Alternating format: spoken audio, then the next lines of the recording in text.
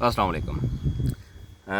मैं आपको एक छोटा सा वाक़या यूके का बताता हूँ। वहाँ एक पाकिस्तानी ने अंडर एज के साथ जिनसी ज़्यादती की और सज़ा उसको हुई। उसके बाद वो जिस इलाके में जाता, जिस जगह में जाता, तो वहाँ के इलाके को आप यूँ समझ लें कि एक गाँव है। उस गाँव को सारे उसके इर्द गिर्द मोहल्लेदारों को लेटर आता कि आपके यहाँ अब एक रेपिस्ट रह रहा है, तो इससे अपने बच्चों को, अपने फैमिली मेम्बरान को बचाएँ।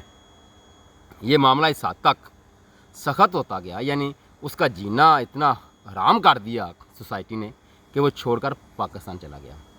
अब पाकिस्तान में देखते हैं, इस्लामी जमहूरिया पाकिस्तान में, ये काफिर मुल्क की है, गैर मुस्लिम मुल्क की मिसाल है। अब पाकिस्तान की मिसाल देखते हैं जहाँ आखिरी आप एक नहीं कई वीडियोज़ में आदिल राजा, और वो भी कोई ब्लडी सिविलियन नहीं, एक मेजर रिटायर्ड आपकी अंदरूने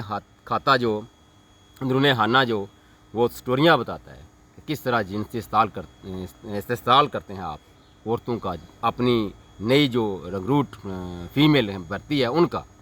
ये जो बड़े बड़े अफसरान और ये 50-60 से प्लस हैं, जिनकी वो बच्चियों की उम्र के बराबर होती हैं वो लड़कियाँ, उनके साथ वो क्या करते हैं। ये जुल्म और ज़ाहिर है इस माशरे में कैसे ना हो कि जब पाकिस्तान के सबसे बड़े सूबे की चीफ मिनिस्टर ये कहे, और वो भी अपने वालिद को साथ बैठाकर, कि मेरे पास सेंसिटिव मवाद है, गंदी वीडियोस हैं, वो वक्त आने पर बड़े मियाँ साहब फैसला करेंगे, वो अब्बा जी फैसला करेंगे।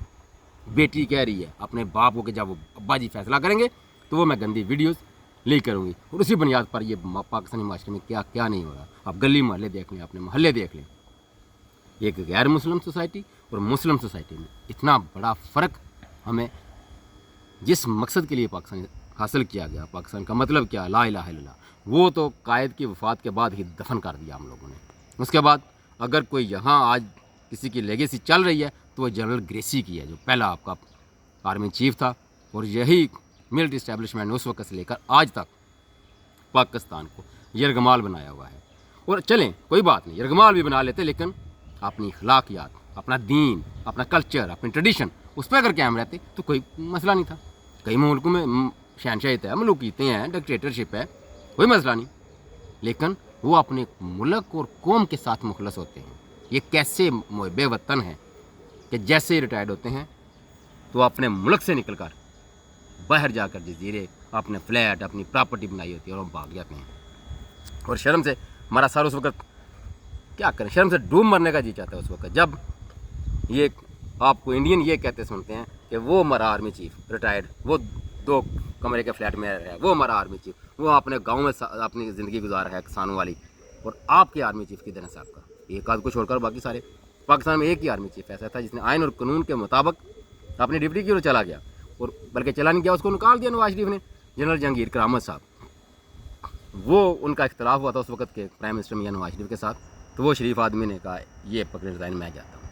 और बाकी या डायरेक्ट आके उन्होंने प्राइम मिनिस्टर के गले पकड़े या गले काटे और इक़्तिदार पर कब्ज़ा किया। और आखिर में ये जनरल बाजवा और मौजूदा फील्ड मार्शल साहब, वो एक खतून असम्बली, वो खतून मेंबर जो असम्बली थी, मैंने कहा फील्ड मास्टर साहब ने तो इंतहा कर दी ज़बरदस्तियत की।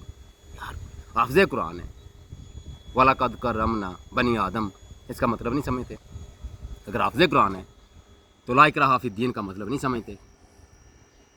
ये किस तरह के हाफ़िज़ कुरान है कि वो जो सिर्फ हाथ गले काटने वाली जो सज़ाएँ जो दुश्मन के मुकाबले की हैं, वो अपनी आवाम को पढ़ के सुनाते हैं। और पाकिस्तान का सबसे बड़ा मसला बकौल मेरे फेवरेट हसन निसार साहब कि इक़्तिसादियत है ही नहीं, इखलाकियात है। और ये भी उन्हीं का जुमला है कि इस निज़ाम को गुस्ल से तेज़ाब देने की ज़रूरत है। ऐसे नहीं पाकिस्तान बर्बादी की तरफ गया और आज बर्बाद हो रखा है। और जिसने भी पाकिस्तान का बेहतरी का सोचा, उसको पाबंद सलासल या तख्ताए दार पर चढ़ा दिया। अब तक इतना ही, अल्लाह हाफ़िज़।